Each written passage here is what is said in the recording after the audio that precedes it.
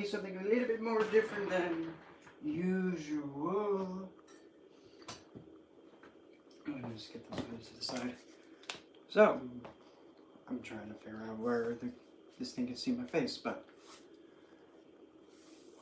one of the things that I actually see people not really talk about in their magical practice is actually doing exercise and keeping yourself, like being able to stand on like one leg, but not really, but mainly just keeping the ability to just stay exercised and fit. Because funny enough, it actually has a lot to do with your practice. Having flexibility, as well as helping to have the spine be aligned. Because if you have a good if your back is stretched and if you have good spine alignment, it'll actually help substantially with your magical workings and also help you being able to be more, how do I best put this? It helps you become more engaged, and it's also adding more, how am I putting this? It's like you're actually putting yourself into the working yourself and you're physically acting it out, for an example. But like how there's in, how do I put this? Like in some schools of mixed martial arts, they do what's called a kata. And a kata is a series of moves done in a certain fashion, and the whole time when you're doing them, you're like going up against an invisible opponent. And funny enough, at the same time, when you're doing, like for example, you're pretty much calling the quarters, you're still doing it the same way. But with for the witchcraft way and the traditional witchcraft way, what you're doing is you're just pointing out the points. Just like in a kata, when you're doing a kata, you're doing the same thing, except it's against an invisible opponent. And the same concept can actually be applied, like say, for an example, if you're doing something like see here, like saying if you're trying to affect a target, I'm gonna grab a dummy.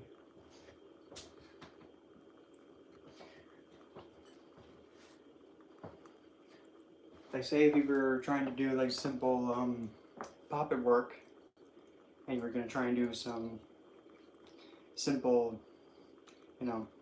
piercing the brain, or better yet, if you want to be extra fancy, you're going to actually take like an intention oil, coat the blade with it, and then you just simply get yourself attuned to the target, and then pretty much imbue the target as whoever the poor soul is about to get stabbed to death. When you're stabbing into the puppet, as such, you're jabbing in the intention over and over and over again, and you can also do one last one like that.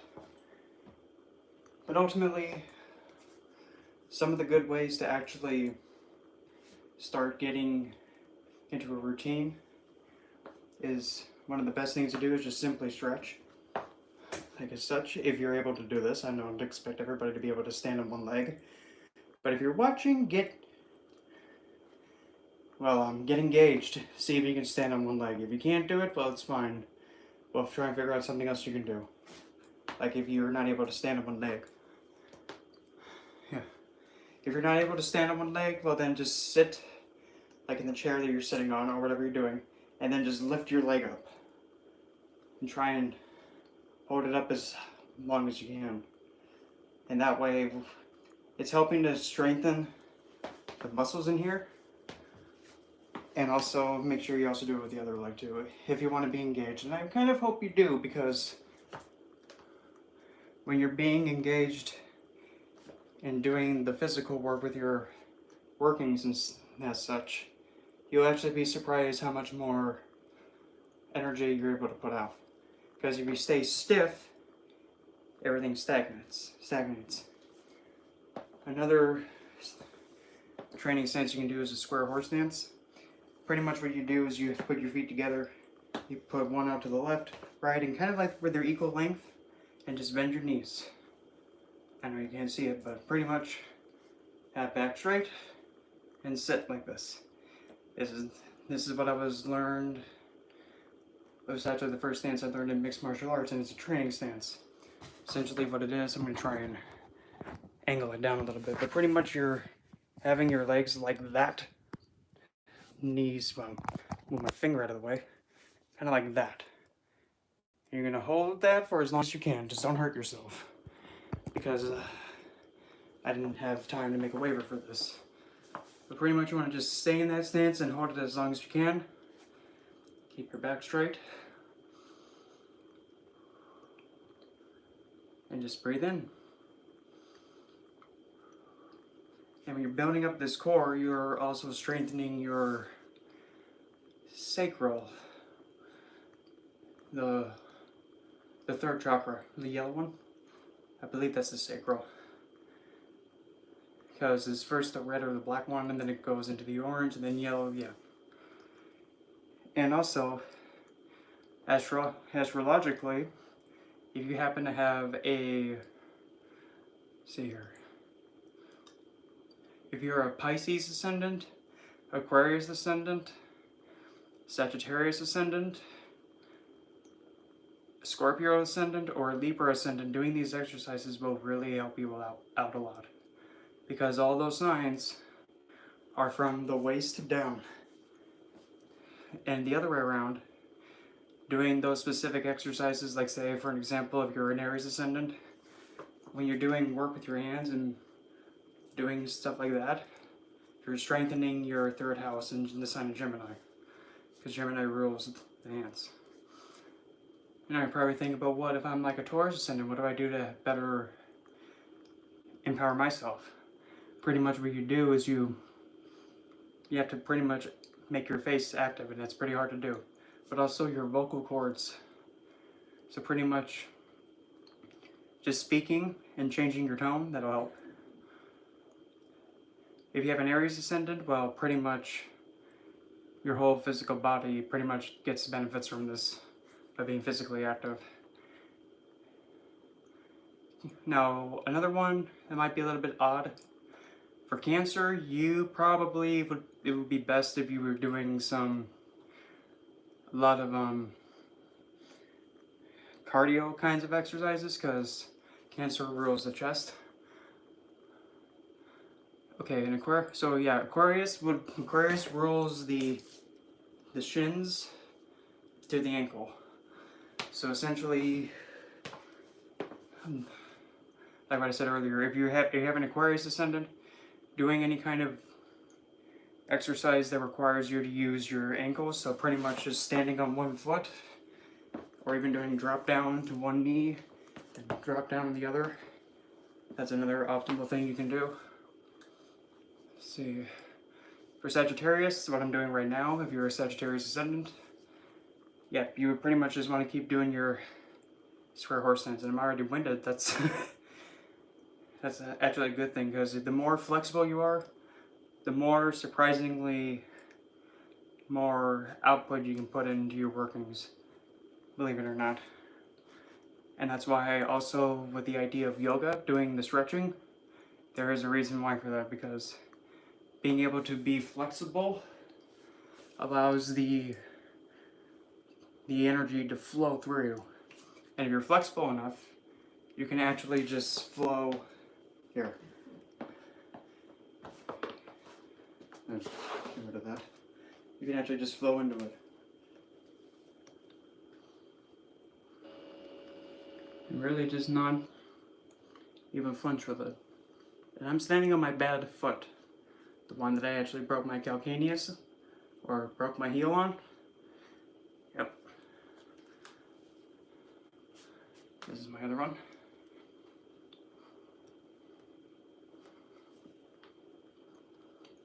Then again, this is me out of practice. Because at the end of the day, doing magic and all the occult kinds of practices all together, It's not a bystander sport. It's not. You actually have to participate, and you have to really put in all your energy into it.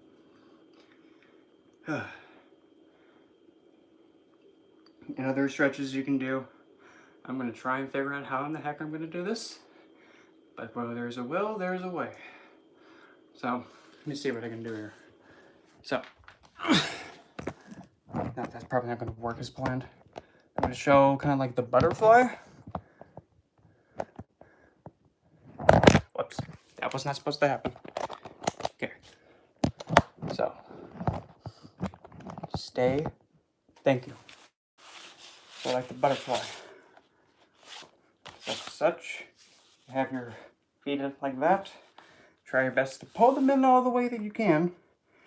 If, like, well, for me, it's like almost hit my sack. Honey bear. Road. You weren't supposed to fall. Stay put. But anyway. So your feet go together like this, as close as you can. Make sure that if you're a male like me, that you don't get too close and you pop something. And pretty much what you want to do, just breathe in.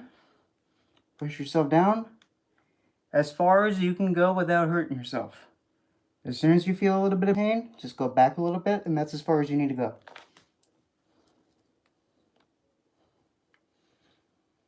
Make sure you breathe too, because if you don't breathe, you're going to suffocate yourself. Breathe in through the nose, and blow out.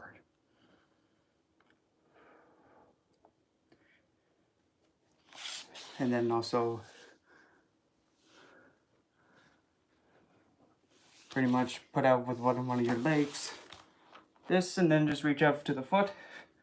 Many moons ago, back when I was a young twathead, I used to be able to put my head all the way down there, but you know, age is quite the hindrance. And just breathe and relax. And just like in math and algebra and all them magical things involving numbers, one of the rules is saying that what you do to one side, you must do to the other. So, same thing again. If my foot will stop moving around crazy,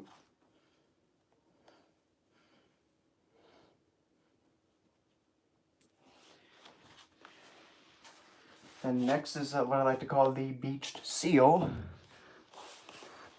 Pretty much like so. Bring your hands together like this, and then you just push yourself back.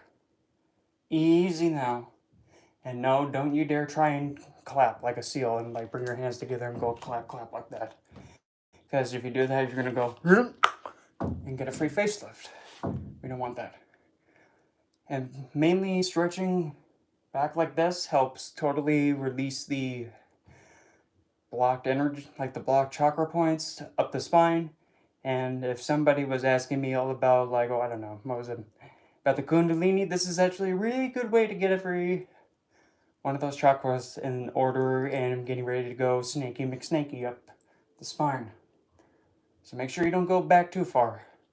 Because if you go back too far, you're going to hear a and then you're not going to enjoy it. And then after that, go backwards with it.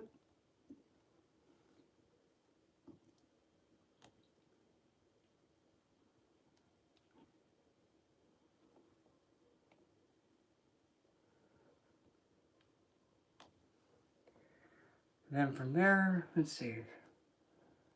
What's another really...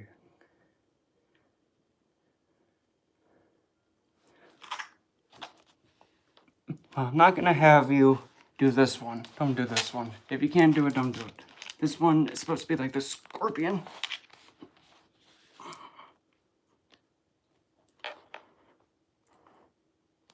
You can see I'm kind of at a practice.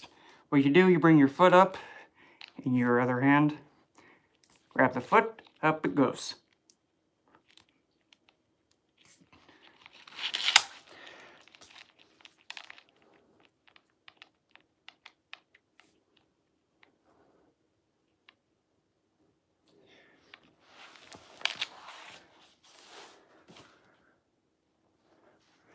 And now possibly the one that's going to make you all hate me. And I want you to try this one. It's going to hurt. But it's supposed to. Get on the ground like so. Take your toesies. 6 inches off the ground like that. And just hold it. You're going to feel a little bit of a burn in the gut area. That's the point. Oh. But really,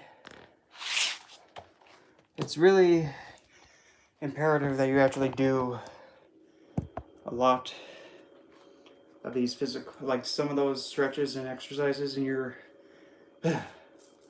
practice. Because again, what stays in motion keeps in motion. And if you actually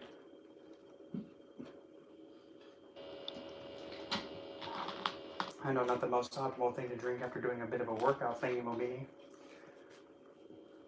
But the idea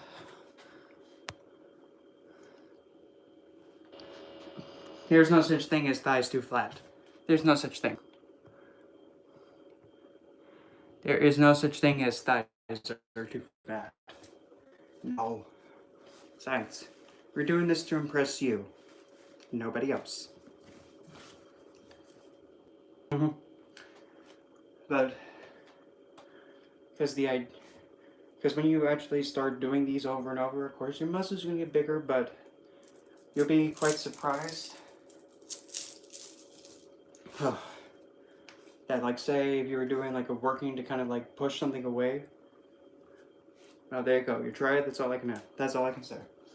But when you're doing, like, say that simple clearing that I showed about a few days ago, the one that goes kind of like that, you'll be surprised that when you actually do the push, you can actually see kind of like, you can actually feel the force of the air that you're pushing, and then you actually see things move. But when you do it just right, that's exactly like when you can feel the air actually be pushed. And that's actually a way of sending out an intention. Let's say, for an example, a hex. You're just simply just gaining into focus and then you're releasing it. It's the same thing. Just like that.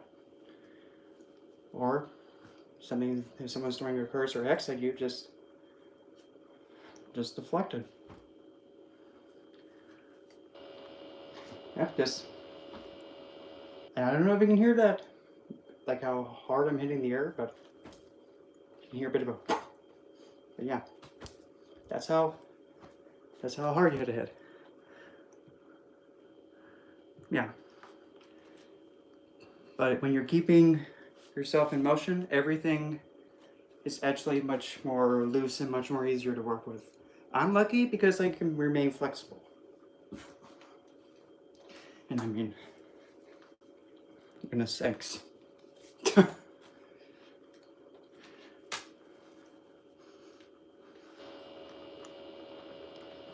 Probably even one of the most simplest things too is just, if you can do it, just lift up your leg. And even if you need to, just stand having your hand on the wall. Just relax. Because if you're flexible, the energies and everything will flow through you much more simply. And this is kind of the stuff you would do on a Tuesday. And now I'm having hot flashes, but we all know how those are like. Anyway, because when you get really, when you have like the, what's that called? Pretty much when you're able to visualize, and when you're actually like doing, like, when you're actually getting your circle put up for like having your sacred space, you're gonna draw, like for me, I'm gonna draw the corners. You can actually really direct it. And then it actually becomes more believable to you. And also, it also will help with your energy direction and how to direct everything. But then again, it takes time.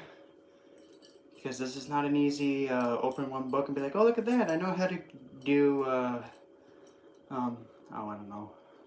I was going to think of like some kind of ridiculous Harry Potter spell to be all like, woo. But no. Oh, yeah. That's just gets so agitating. Oh, but and also when doing these, you know when you've reached your limit, and you know when enough's enough. I don't know when your limit is, only you know when you've done your best. But usually when you're winded, that's a sign you've done it correctly. Whew, but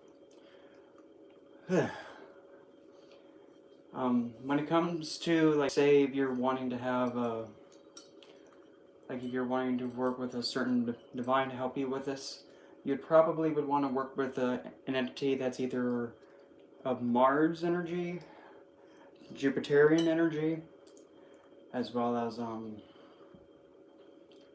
let's see, probably mainly just really Jupiterian or Mars. You could also say the Sun, because Mars is the one of action. And that's, if you also keep it up, and if you don't let it stagnate, that actually helps your energy flow just keep going and going and going. But when you let it stagnate, you actually start to see the difference of like, oh, wait a minute, my workings don't feel like they have enough oomph behind them. That's really how vital it is, because when you actually are doing your working, you're actually putting in all your energy into it, you should feel exhausted. Oh, then if you have Mars in the first house, that means every time you do any kind of exercise, you'll actually, your energy and your drive comes through your physical body, which Mars is like, I already know this, duh. So most of your energy is going to be going towards you exerting your physical body, which is a good thing, because it's natural. And if it being Uranus, and Uranus is funny enough, and you're funny enough to me also, Uranus also has quite the directional strength in the first house, because Uranus is a jester, funny enough. People don't look at him as a... If you want to actually do something like that, what you can do is actually just do like a simple symbol, and you just put it somewhere. Here, I'll even show you like a quick way you can even do it. Like, say if you make a symbol specifically that activates whenever somebody yells, you draw it up and you have it like on a piece of notebook paper. All that you have to do is just with your finger. If you want to, you can even do this. You can get a certain intention oil, like this one. Just coat your finger on it. Well, not coat your finger on it. Just coat your finger with the intention oil. Blow on it to activate it. And then, looking at the sigil, you just draw the sigil with your finger. Just like that. However the sigil is, and you just draw it that way. And then when you're putting it on a surface, you're just drawing it on a surface. And now whenever somebody yells, that sigil gets activated, and whatever thing that happens when that sigil gets activated, it just activates. It's kind of like a booby trap. If that makes sense. But with Uranus, as I was saying, Uranus is like a jester. He is whimsical. He does whatever he feels like doing. He is kind of rebellious. He's comical, but he's also very unpredictable. When you put him in the physical body, he is just happy as can be. Because now he's using his physical body to be whimsical. If that makes sense. Yeah, you can actually just, you can actually program it for it to just do that. You can. What you gotta do is just let the sigil know that whenever X person does that, yeah. But also, having Uranus in the first house too, or the Lugna, you can actually see somebody's mind be very active and very whimsical. And their mind is always going like, woo, just like an Aquarius ascendant, but Uranus being the planet that's all over the place. They're very big at also individuality. And they don't like being told they have to do something. And they do not like that. That's a big no-no. especially if it's conjunct Mars. Anyway, so pretty much that was the whole physical topic as a whole. So it is now open for, as always. So if you have the questions, don't mind my red hand. I'm gonna just do that. Just whoop. There we go. I'm sweating. Oh. So open floor for any questions, any kind of whatever you deem fit. Cardstock. No, it was okay. Nothing wrong with that. That's kind of like the point of why I'm here. And actually, I'm gonna be trying to really push to actually now like every night at 9 p.m., which is Arizona time.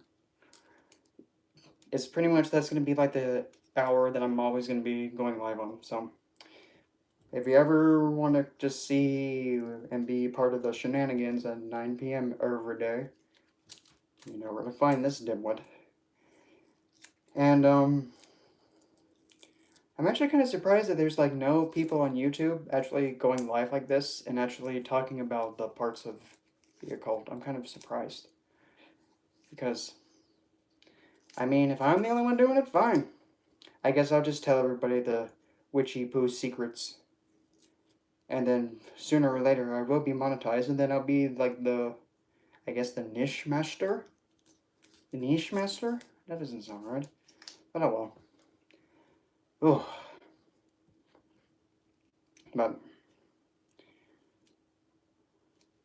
in all due time, I guess. 126. Okay, so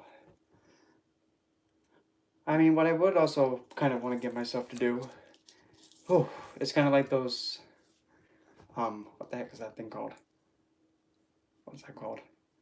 What's his face? He's a cardstock thrower. Tyler Terrell, kind of like that. I mean, I would like to do stuff like that, and actually just do like a simple like I guess somebody throws a random question like, "Oh, does this guy love me?" Nope, he's a bit burned by you, dearie. Yeah, I would kind of enjoy doing that, but also be kind of funny with it too. But also set aside for like occulty days and the whatnot. But you know, we just gotta get the watch time. But it's getting there. It's getting there very slowly but surely. And honestly, thank every single one of you that has decided to put your computer screen on my face. Because, yeah, every little second and every little minute counts a lot. And I appreciate it a lot. Because if this actually does blow up... Oh, that sounds so bad. No. Screw it, we're going to go with it. If this actually helps blow myself up and be more noticed, I mean... I could probably even be on much more often and probably like even more than just 1 hour or even 2 hours just for however much longer, and I can make a living off of this. That'd be kinky. No, not kinky, because that just sounds like suggestive work. Oh, we're all ladies here. Oh, whoops. And if any of you have seen like the little segment like what I talked about on what was it on like not last Saturday but the Saturday before that, like how I did like a kind of like a quick thing about the tarot and kind of a simple way of learning it, like what are like other ideas that you would want me to cover and actually be like a beginner's guide to, oh, I don't know, I guess basic candle magic working or something like that. Basic or well, piss it.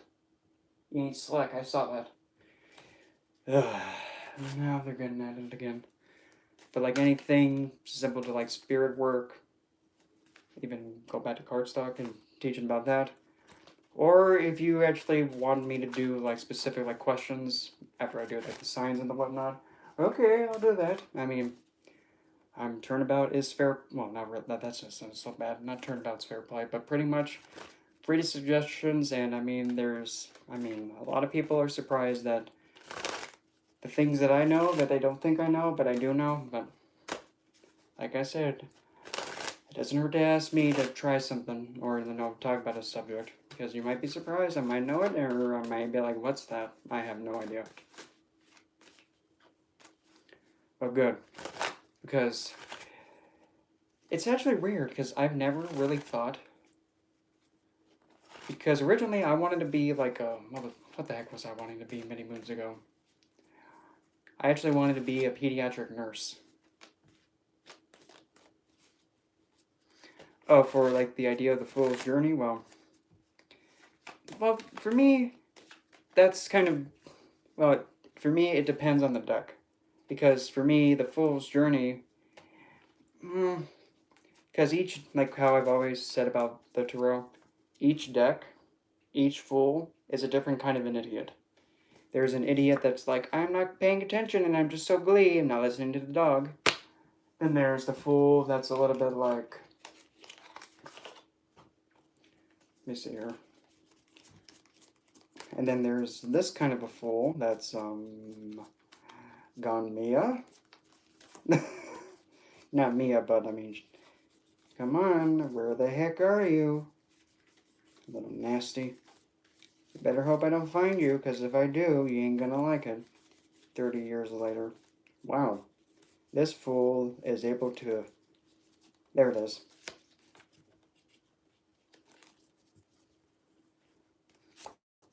And then there's this one. That's a bit of a different kind of a fool, kind of a teasing kind of a fool, but she's not really going too far over the edge. She's actually looking at the viewer like, oh, you know, it's kind of cold. And also the dog is kind of having a different look on his face. Instead of giving a rat's tushy about the fool, about going off a cliff, he's like, meat. That's a different kind of a fool. And then what's another deck that's close by that I can use as an example? Let's see, then there's... I'll just use this one. Then there is the... I'll find it eventually. The things you do with 30 decks. Come on. Come on, fool. Where are you? Bloody... There he is. And then there's this kind of a fool that is all by himself. She doesn't have a pooch with him. She's like, I'm all alone here, and there's something behind me. Yeah. It goes to show you that there's so many fools and so many ways of depicting the fool. Like this one actually looks like she's about ready to adventure on something new. Then there's the other one that kind of looks like she's trying to seduce you into going down a rabbit hole. And we all know what happens when we do that. Going down a rabbit hole, and all of a sudden we're now in Wonderland? No, not Wonderland.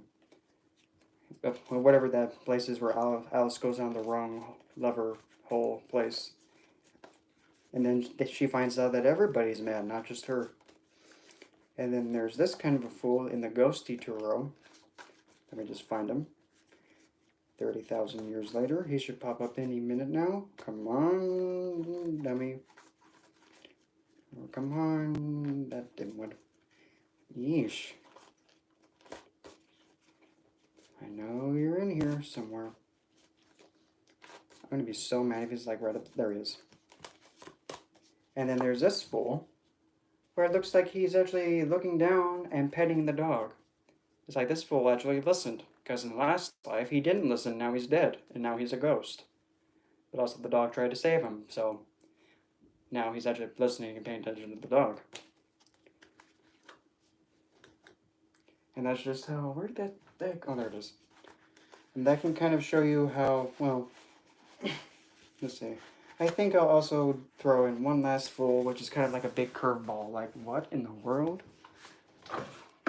Yeah, I'll use this one. Come on.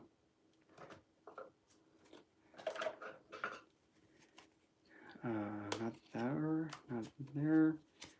Well, also the Haunted House Tarot also kind of has a bit of a fool that's like, what are you doing?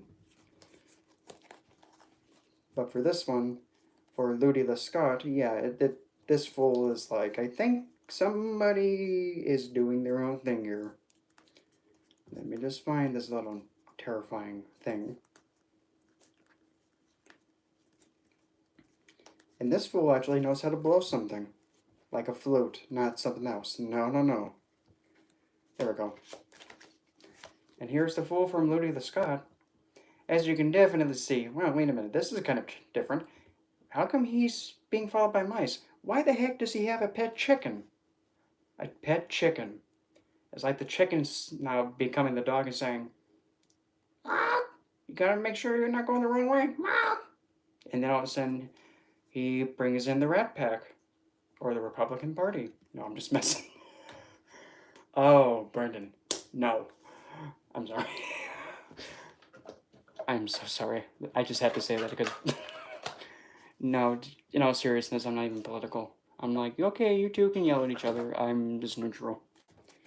And then we have something like this, which is the Royo, like R-O-Y-O, Tarot. And pretty much this deck has a fool that is being like Guinevere? I think that's what it was. Guinevere? Yeah, a pet chicken. Of all the things, a pet chicken. Okay. But he's also bringing in the Rat Pack. Now this fool is like, I can't remember that play from Shakespeare, but pretty much it reminds me of that. Like one of Shakespeare's most notable plays when the guy is talking to the skull. Yeah, this is what that is reminding me of. I'm like, Guinevere? No, not Guinevere. Alas, poor Yorick, I once knew thee. Yeah. Alas, poor Yorick, I once knew thee as he with hardest head. You dimwit. But I have to say, with this deck, I have to say there is one card in here that every time that I see it is like, well, looks like the woman has the upper hand. Literally. Let me just find it. Oh, there we go. Whenever I see this card pop in, and if it's a woman like asking about her man, I pretty much just start with this. Okay, dearie. You see what's on this card? This is what you have to do to keep your man, and make sure you grab tight. Look where her hand's at. Okay. If that doesn't tell you, well, that'll keep him stuck. Just give it a good grab. Sometimes what you have to do, just like, you go anywhere, you're gonna get them popped, okay? Don't go anywhere. I mean, you gotta do what you gotta do.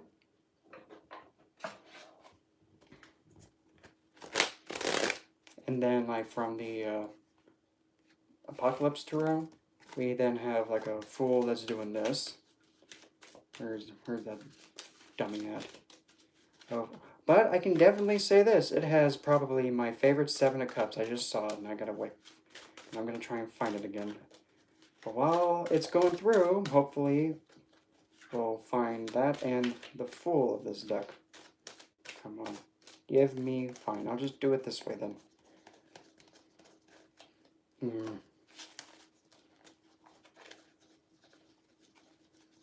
Oh, okay, there's the fool. But now I'm going to grab the Seven of Cups, and I mean, I need to replace this so I can get a new one of it, because it's getting kind of worn. Oh well, but it's okay. I mean, this deck, I used quite a lot back in the day. Well, not really back in the day, that was like about a few years ago. Oh, there we go. There is the Seven of Cups. But look, this fool is like, my good sir, you're twirling on the edge of a pillar that's made of rock. If you twirl the wrong way, you twirl wrong, you're twirling down to your death. And why are you going like why are you making an L with your arms and you're spinning on, something that could probably fall at any second? But yeah, there's that one. And then this is probably my favorite Seven of Cups ever. Go ahead and flag me for, oh, that's inappropriate, but come on. How can you say no to that? How can you say no to that? I can't. It kind of looks like, well. So this is where Zeus goes out at night. Oh, I see. I see, Zeus. You two-timing twathead. Would be a shame if Hera found out again. And then she's just going to be all like, for goodness sakes, why did I marry this guy? I don't know why you would either, because that's kind of what happens when you marry the youngest one. Yes, that's what happens when you marry the youngest of the brothers. He's still the most immature. This one has the full being on the edge of a cliff and thinking he's hot shit and whatever, and then the dog is trying to push him off the cliff. This is the Illuminati tarot, or the Illuminated tarot, or the tarot that helps you see. As you can see, it looks like he's like, yes, it is a gorgeous day. You didn't feed me, so I'm going to push her off the cliff. Oh, whoops. And there goes the idiot, pummeling towards his death because he forgot to feed the dog. Oh well, that's what happens. Don't neglect your animals, otherwise you'll be pushed to your death. It happens. What's this deck? I don't even know which deck this is. Oh, I know which deck this is. Yeah, so I think this is the Aquarian tarot. I don't know. I haven't used it. For me, I don't feel it with this deck. I feel kind of confused with this deck. It just feels to me like, I don't know. This deck just makes me feel kind of. It just makes me feel. To me, it's just. I just don't feel anything with it. It kind of feels like meh with it. Even, like, so, where's this here? Even, like, the faces of everybody, they're kind of like, why the heck are we in here? Why the heck are we doing this? Except the devil. He looks like he's pretty active in this thing. He looks like he's active. There's the 7. Oh, here. Yeah, like, here. I don't know. Just the look on her face, she just is like, I'd rather be doing something else much more pleasant than this. This is kind of like one of those decks that's just like monochrome. But I mean, the back is beautiful, but the artwork is kind of not really feeling it. That's just me. Because me personally, yeah, because for me, I like decks that actually have a lot of color and life and actually have a tone to them. That one's kind of like meh. But it is what it is. And then we have another one that I like. This one's the Dark Angel. I love the back though. Oh, can't really see the back because my hand was in the way. You have the artwork. Well, it's pretty small, and it has borders, but still. I mean, for goodness sakes. Like here. This is a weird one to have it be shown. There's the He Who font, who looks like he's Asian. He's like the Asian He Who font. I don't know why he looks like an Asian guy in this deck, but he just does to me. Or an Asian person, nationality. And I mean, this is actually a very good deck for somebody who's on a left-handed path. Too, because, I mean, it's dark. And I was like, okay, fine. Supposedly they're fallen angels. Oh, for goodness sakes. But here, I have to say this is the best magician card out of all of them. Just because the way he's positioned. He's just like, oh, shoot. I put too much in that one. Too much chemical. Like, that one was like really getting into it. But the world card in this deck, I am not really feeling it. Because it's like, wow, the world above my head is purple. Okay. I didn't think, the planet Earth would turn purple. And also, this is so far the only deck that I've seen to actually have a lover's card that has more than 2 people.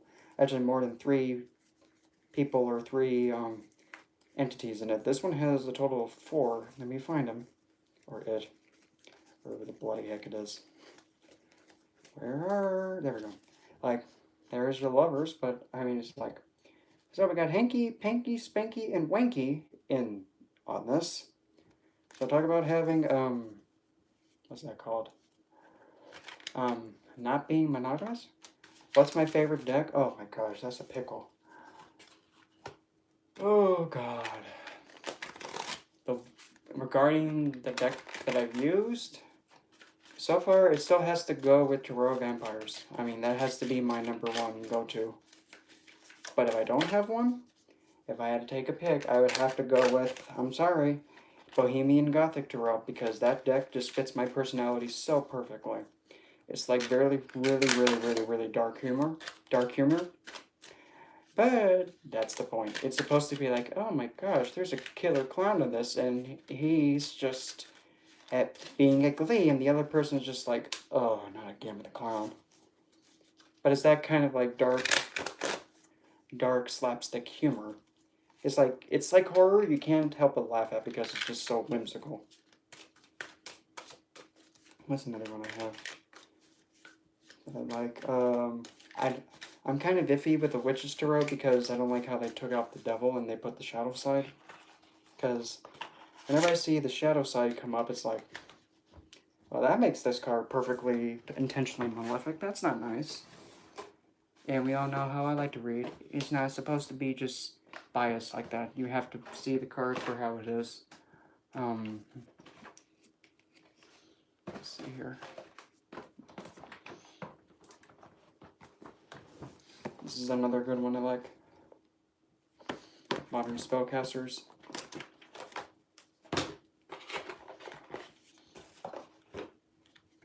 Because I mean, there are some depictions like, let me find one. There are some depictions such as, not you. Where the heck is this bloody thing? Oh, wait, come back here. Something like this. That's sweet. That's a good way to kick it off. There's one there. There's another one there. It kind of is like adapting to change and all that stuff. While there are some, well, for this deck at least, it's kind of reversed with the wands and the swords.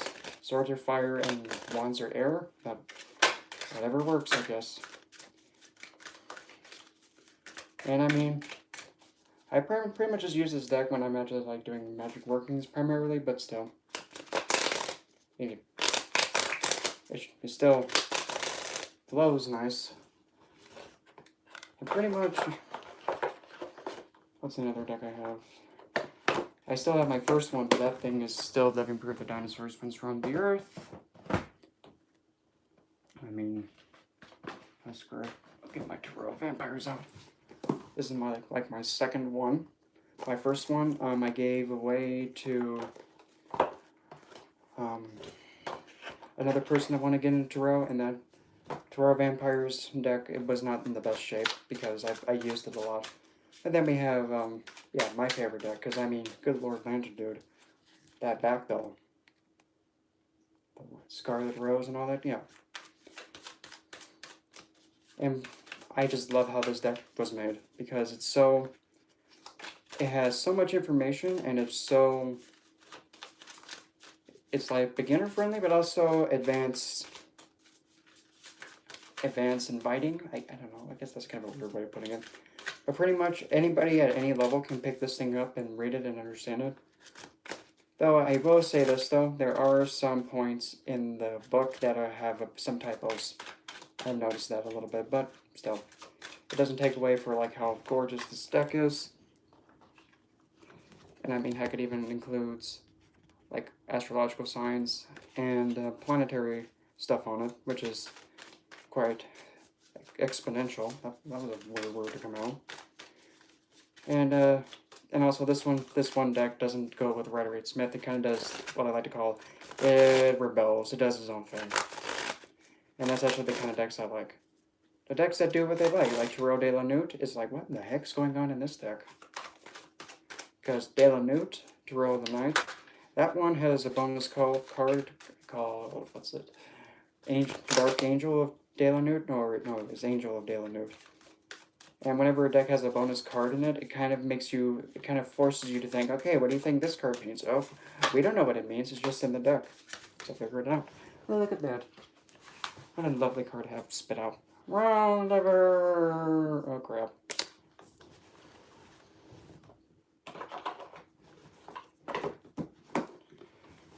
And yeah, this is exactly why when I ask, okay, pick a number between 1 and insert other number here, this is why.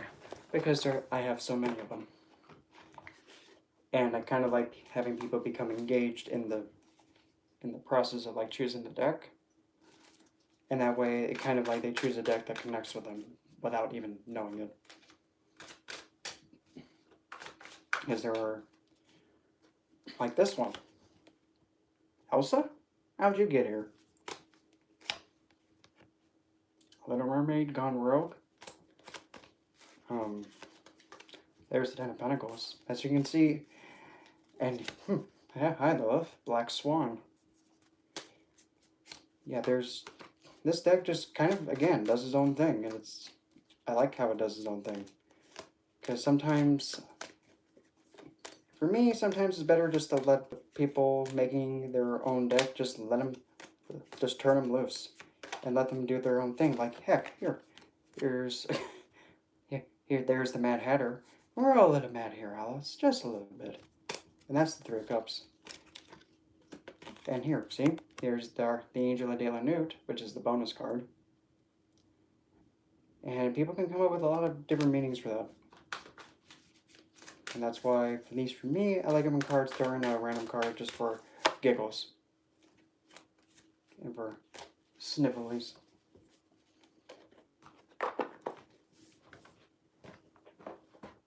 And I've been actually thinking about making like my own tarot of my own, but that's gonna take some more time for me to figure out what in the heck images I'm gonna use. This is Grand Lux.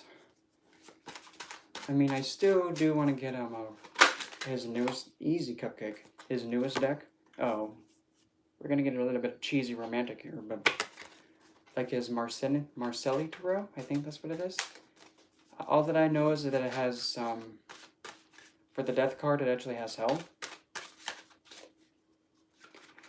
Yes, but I mean, if I'm making it all together, it's going to take me some time to make sure I connect with the right images, because, and also I can't resell it because I'm not an artist, and most of the images I'm going to use are copyrighted, so, can't make money off of it.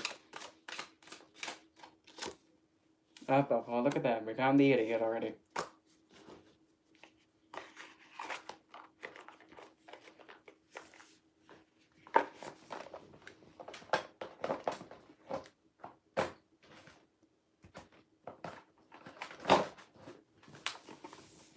And the good old Heaven or Hell tarot.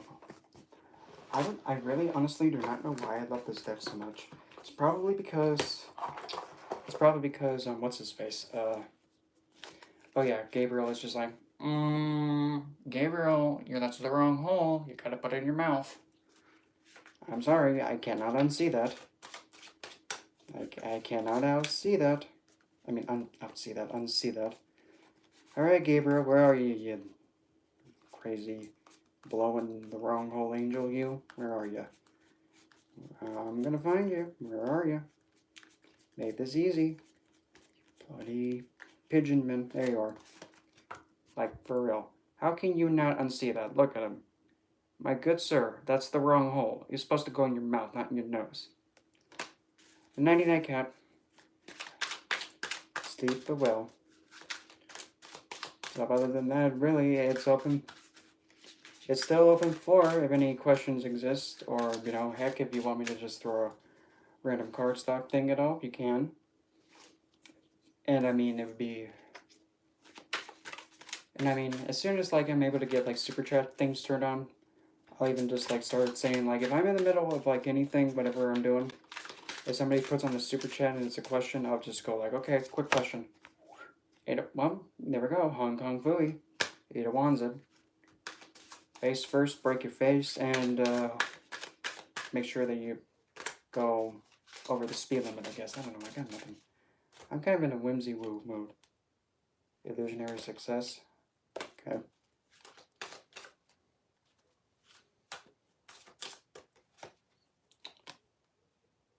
I really also don't like how people see the moon as a negative card. You can't see what you're doing. You gotta feel your way through, you dummy. That's the point of the moon. You gotta feel, not be like, someone's playing secrets. No, you gotta just feel it. Stop thinking negative. Oh, look at that. There's my card. God bloody damn it. It's just whenever, whenever this lovely thing pops up, I'm like, okay, we got higher self involved in this crap now. Oh boy. What is it? Now what do you want, you bloody thing? Oh, well look at it. It thinks it's king. Yes. One must learn to see without their eyes, and then once they learn that, they can see everything, literally. Everything from soup to nuts. Well, you know, sometimes people don't want to see nuts, but sometimes I'm not one of those people. Yes, if you heard me say what I just said, you heard it correctly, and we'll just leave it at that. And don't make me defend myself about it.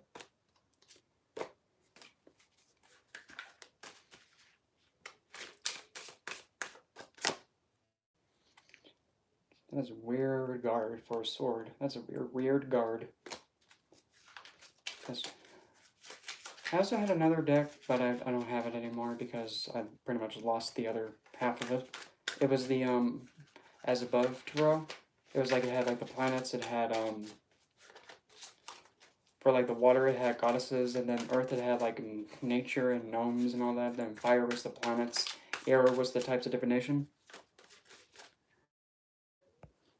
Yep, exactly. Learn to see without your eyes, because that's when you see everything. Oh, look at that. Yep, there's the confirmation.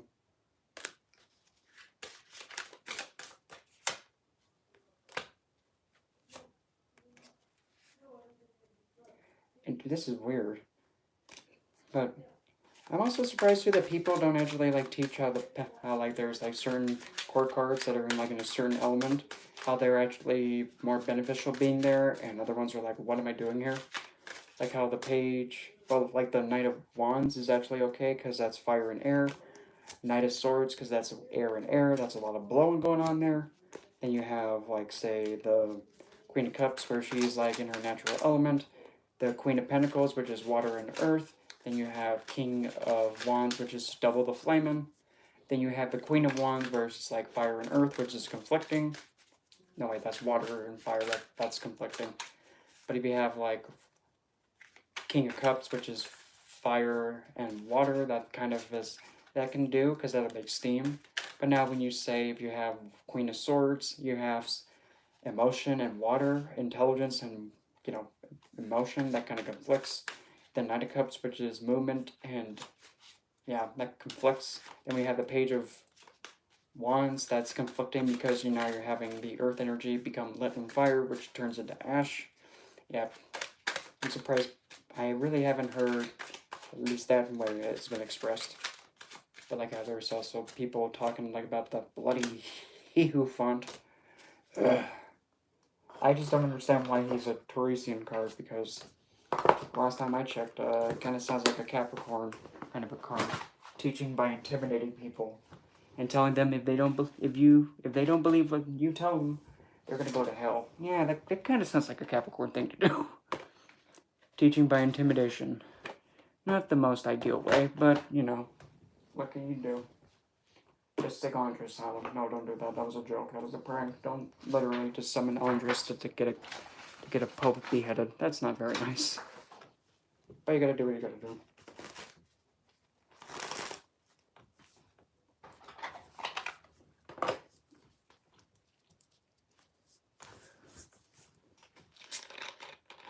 Ugh.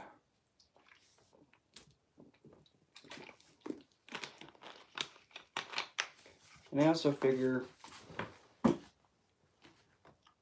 almost just dropped that. That would have been pleasant. I also figure maybe I should also get back into like talking about like a certain planet and what it's about, and then like what happens in each when it's going through each sign. Like I can make like one live stream, be like Saturn in all signs, and then Saturn in all houses. Black Moon Lilith in all signs and in all houses, that kind of a thing. Excuse me. Because really, I mean, the only thing that's holding me back is just, you know, not the exposure. But I mean, like heck, I think what I'll do, also, like as soon as this live stream's over, my favorite type of entities, that would have to be the, that's a pickle because there's so many of them. I would have to go with Divinity, honestly, because Divinity, to me, I define it as it's someone or as a being that was once like on the mortal plane, but they demonstrated mastery over their certain their certain aspect, like how Hades is like a divine of the underworld, kind of like that. They kind of mastered the ins and outs of that specific aspect, if that makes sense. And so, since they mastered it, they pretty much become like they have dominion over it, if that makes sense. But the thing is, if you're a divinity, you kind of have to lead by example. You got to be on your A game. Athena. Don't look at me. I was the one who, just didn't do anything while my biggest and favorite devotee was being raped. But as soon as Poseidon stuck it, I cursed my own devotee instead of going after Poseidon. Don't look at me. I didn't do it. Never gonna get over that.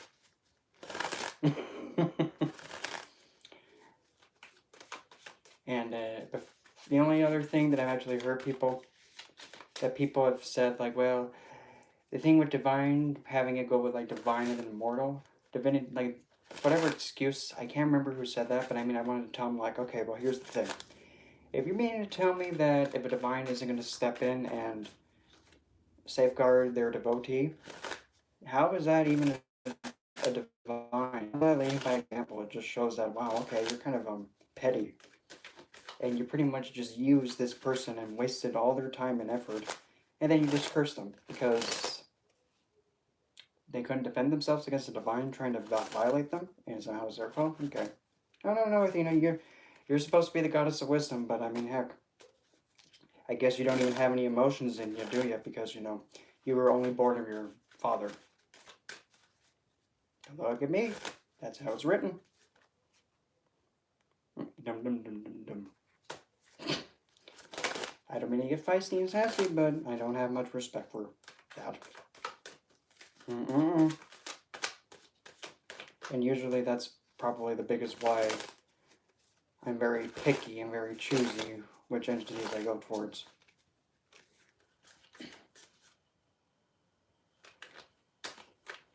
I love them all equally, and I go towards them equally, but the minute that I kind of hear that they are not really fair and they're supposed to be over wisdom, what? That's kind of conflicting. But that's just me.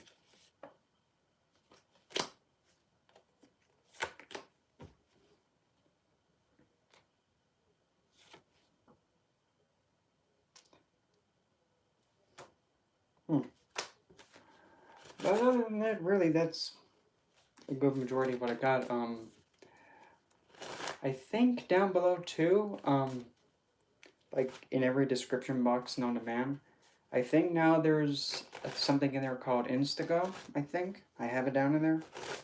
And if there's ever like a time that you actually want me to do like a little bit of a quick reading or something like that, you can go down there. But I'm also considering putting down below, thinking about getting like another, kind of like a text line. That way, like if somebody wants to, they can, like, I don't know, possibly just have me just have like, for like a whole month, they can actually just text this phone number to get a hold of me like that. And if they need any kind of magic help or they want to learn more about a subject or anything like that, just, just text the number, be like, hey, Brendan, how the heck do you, I don't know, what's the best way to go about this or whatever it is? Because, yeah, I have so much stuff in my head that I just want to start throwing it out there. But also, keep the roof over my head. Because, yeah, being a high-risk individual with asthma, that's probably not the best thing for me to go into the workforce, because I'll kick the bucket a little bit too instantly, but... And, what else is there? There was something else. I'm not sure if my Teespring thing is up there, but it's on like my channel page. If you just click the Teespring link, I have all the zodiac signs put up there, from Aries to Pisces. I also have some Lilith designs on there too. If you'd like, you can grab some. If you don't want to, well, okay, it's just there. And Yeah, because I mean, last year, I mean, I really went hardcore face first into like designing all that stuff, especially the pillow, the low pillow that actually has an incantation on it, and you when you put your head on it, you're actually having like two snakes just go like right to your head. It's just the way I designed it, but it's pretty nice, pretty neat. But there's another design on there I kind of want to fix.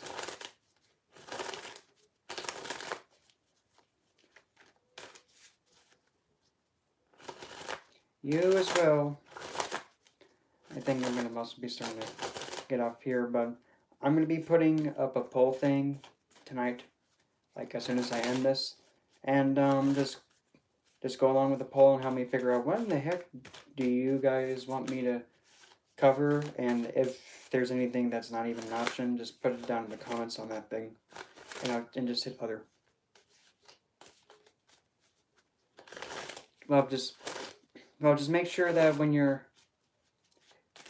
if you're going to be purchasing stuff, just let me know, so that way I can kind of give you a bit of a discount code. That way it helps you out, because I'm just somebody that wants to keep things very simple for everybody. And I mean, don't do that. I saw you move, quit it. I'm very practical, very giving, and very realistic, but I mean, there are some people that have kind of gone, taken advantage of me, but they've fallen off a cliff. Yep, even the deck agrees. They have gone Mortal Kombat with one another. But anyway, I'm gonna spread my rings. Yeah, spread my wings, and fly off to God knows where. And I guess I'll just see you guys tomorrow. Oh well. Either way, because I mean, I'm just somebody that really just. What day is it? Oh, wait a minute. Oh, my phone's right there. I think I'll just explain that for next time, but pretty much that's pretty much how the schedule's going to be. Like every night at 9 p.m., that's pretty much just expect me to be live at that time. And if there's ever a suggestion you want me to go live earlier, even later, just throw everything at my head. Because the more times that I know how to actually go about this, the more I can do it. And yep, that way I can get more watch time and all that stuff. And if I have more watch time, I get super chats about King Doodly. That makes me want to just be like, screw it, we'll be live 24/7. No, let's not be live 24/7, because that would be like, whoa, what the heck is Brendan doing? Oh, he's texting someone. But still. Anyway, have a good night, and tomorrow we'll see what we do for Monday. Ow. Just stabbed myself with the cards.